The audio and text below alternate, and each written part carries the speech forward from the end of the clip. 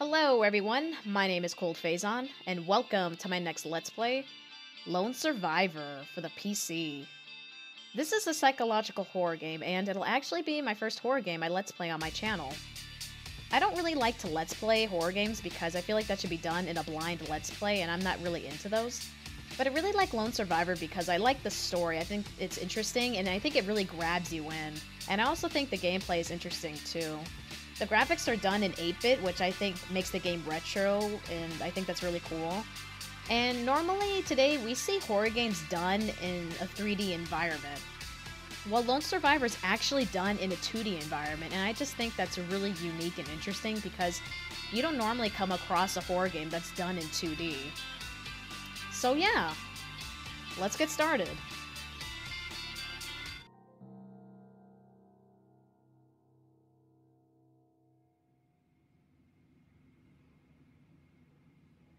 So, before you start, the ritual is strongly advised. Firstly, for maximum immersion, ensure you are in a dark environment with no interruptions. Secondly, audio is an important part of the experience, so be sure to use headphones or speakers, turned up loud. Finally, see what you need to see. A is to make the environment darker, and S is to make the environment lighter. Be yourself and enjoy the adventure. Jasper. Happy face.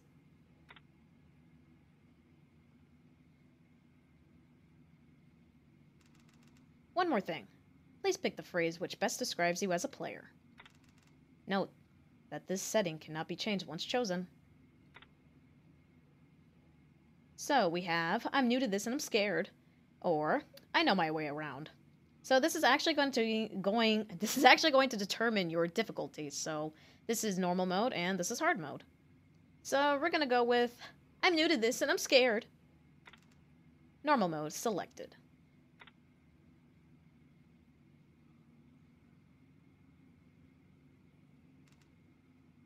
My name is... not important anymore, I guess.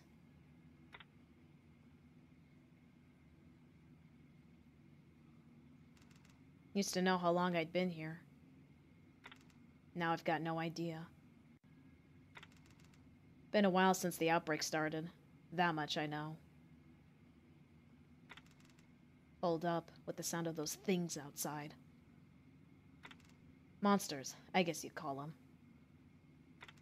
As far as I know, I'm the only one left. The lone survivor.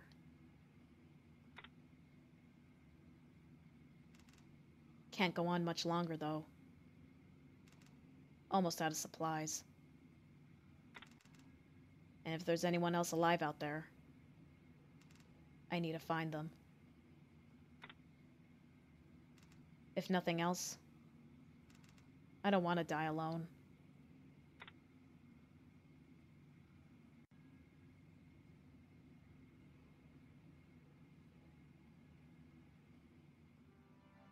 So here we are.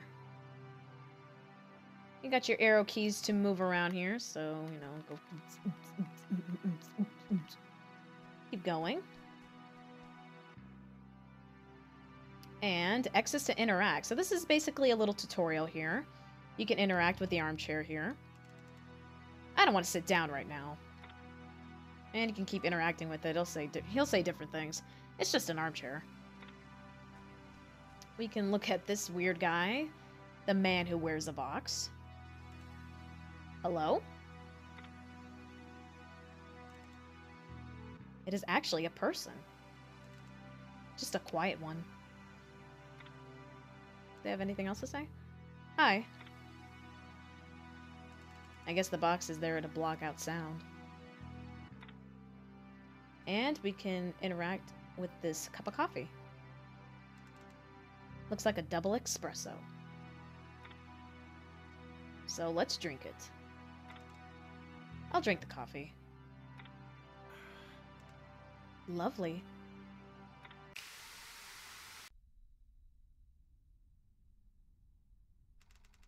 I think I can hear something down there.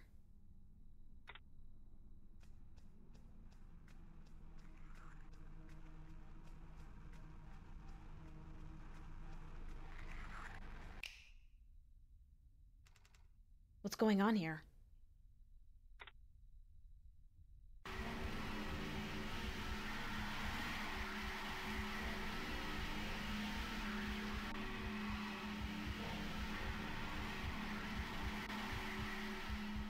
Damn! It's one of those things. I don't think it could see me. Wait. Looks like there's a hiding spot just behind it. I'll see if I can sneak past.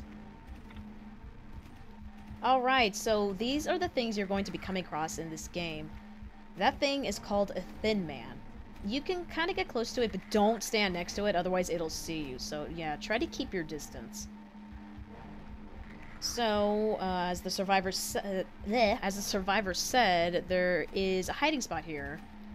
You can see the wall has an indentation. So when you go up to it, you can hide behind it. Well, you can hide in it.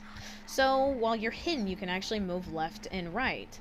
So we can bypass this Thin Man here, because he's patrolling the area here. Normally, Thin Mans just patrol the area, so... yeah, anyways.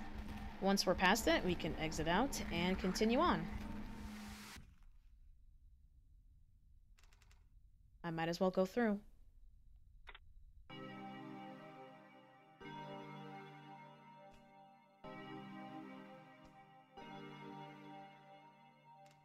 Hello.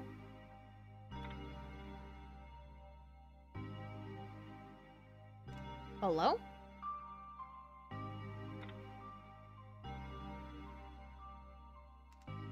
Are you okay? What's that you're holding?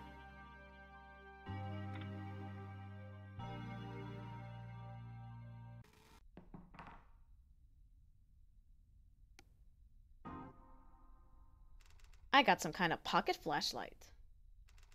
Let's try switching it on.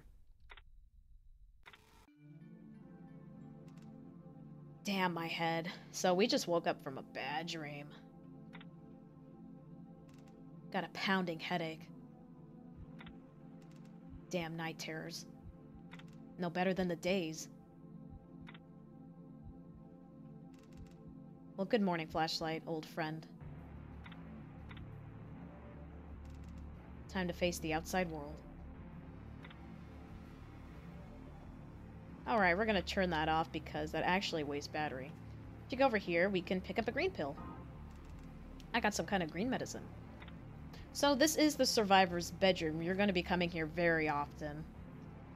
So we can interact with a few things here. We can use the radio. Let's see if I can get anything. We, the survivors. Praying for... in 203. That's all I could get. I wonder if I should head for 203 first. Maybe there's someone alive in there? So, what he meant by 203, he means the apartment number 203. So, this game actually takes place in an apartment. So we're going to be going through hallways and going through different apartment rooms. And the one we are in is actually in apartment 206. So we can read our diary here. Let's have a look. Nothing exciting happened today. Tried to eat an insect I caught, but it's no use. This is just me now. I have to get out there. I need to find a weapon. Something long range. Those sons of bitches are too dangerous up close. And I don't want their nasty diseases getting on me. Then maybe I can get me something to eat. Oh, I remembered where I put their key. It's on the sofa in the living room. I don't know where the key for their bedroom is, though. That's the latest entry. So, when you're playing this game and you've forgotten where to go, you can actually look at your diary because the survivor writes in his diary from time to time. You don't actually see him do it, but he does do it. So, that's a nice thing in case you forget anything. So, we can look at the cupboard here. There's something written on the door in faint chalk. Let's read it. Okay, let's see. And in case you forget, here are your controls. Since this is a PC game, you're going to be using the keyboard. So X is to interact, C is to take out your weapon or put it away. The arrow keys are to just walk around. Space is to open your inventory. And we have some advanced controls here. And it says to save your game, use your bed. So yeah, in order to save, use your bed. F is for flashlight. Toggle, turn it on and off. R is to reload your weapon. So we don't have one yet. And M, or pressing enter, will show you the map, which we do not have yet. And these are some other keys you can use. A and S is for the gamma, like lighter or darker. Q and W is for the aspect, is to like, it's to like make the game wider or bigger. I have it on like the perfect one, so you don't need to worry about that. E is for expert mode, which I feel like it's not even expert mode because it just basically turns off the interaction stuff, which, I mean, everybody knows that you press the X button to interact with stuff, so it's like not that hard. P is for pause. 1 is to ignite a flare, 2 is to place rotting meat, ew, and 3 is to drink a health tonic. We will be talking about those things later on in the game, but I just wanted to show you guys these controls in case you forget. And I have something to note. This game is played on a keyboard, but I'm actually using a controller to play on this. But this game actually doesn't support a controller. So it's like, how are you playing this with a controller? I'm actually using a program called Xpatter, and it allows you to use a controller on a game that doesn't support a controller normally. Usually the keys are very simple in this game, like, you know, you just press the arrow keys, whatever. You know, so a lot of people don't think that a controller is necessary for this game, but I have 2 reasons why I'm using a controller. The first one is because I just want to relax in my chair and not be all sitting up on my keyboard, because sometimes I get sick of that. And another thing is because of this. I'm actually using the arrow keys right now on my keyboard. You can hear that clicky-clacky noise because my keyboard is a mechanical keyboard. This keyboard is made specifically for typing, and so I didn't want you guys to hear that noise because obviously it would get annoying, so that's another reason why I wanted to use a controller. So yeah, you guys don't have to hear that annoying noise. Yay! So yeah. Anyways, there is a fire escape door here. It's locked.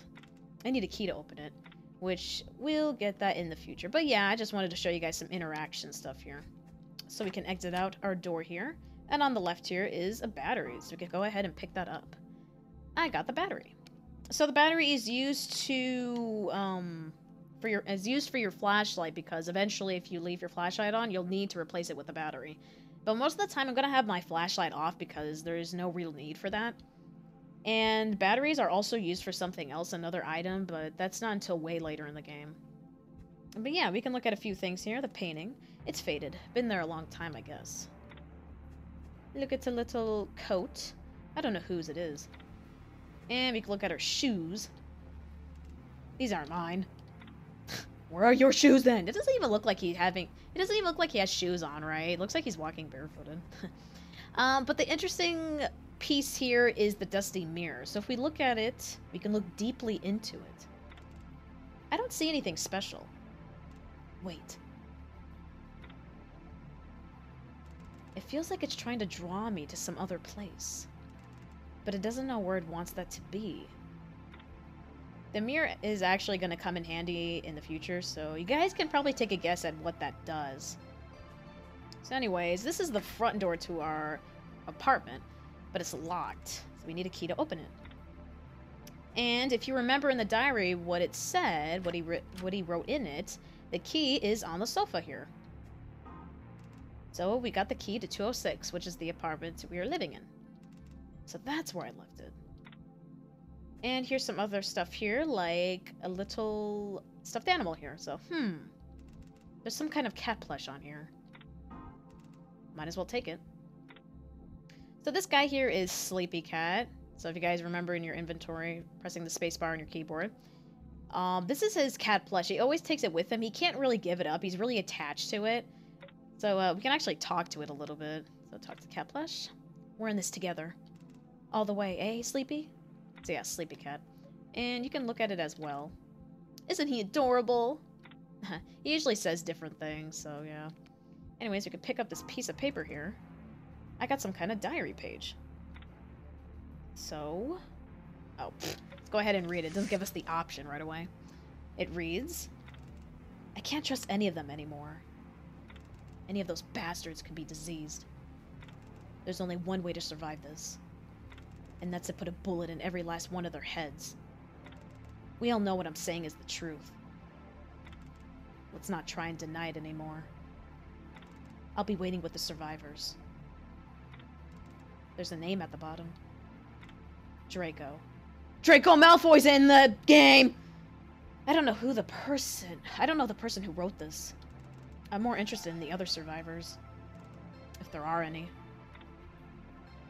So before we leave this area here... well, I guess we could look at the washing machine. Not gonna do anything with no power. Obviously. Let's look at the fridge here. Wait! What's that smell? Even with my mask on, it's making me dizzy. I guess it smells like shit. Let's go ahead and take it. Let's see what it is. I can hardly bear to touch this. It's piles of rotting meat. I'll take 6 pieces of meat for now. Just 6. Not 1, 6. It's the most I can handle. So we got 6 pieces of rotting meat. We can look at the stove here. My stove. Don't remember it happening. But it's run out of gas. I'll have to find some more. Alright, let's leave this room and head out to the front because we got the front door to 206. So we use the key to 206. I'll get rid of it now. I should probably get some sleep before I go out there. Don't want to forget what I'm doing. So yeah, let's go ahead and go to sleep and save our progress. So we interact with our bed. I feel like I've had a past life. And if I sleep, I'll forget about it. Yeah, let's sleep anyway. I think it's too late for that.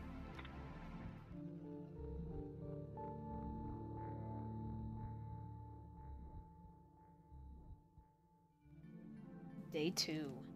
I feel a little better. So our game is saved. So let's head out of our apartment. And we are in the hallways of our apartment. So if we look to the left here, we can pick up a map to the 2nd floor. I got a map of Wink Court's 2nd floor. So you press M to pull out your map or the Enter key. It looks like something's already marked on here. Let's take a look.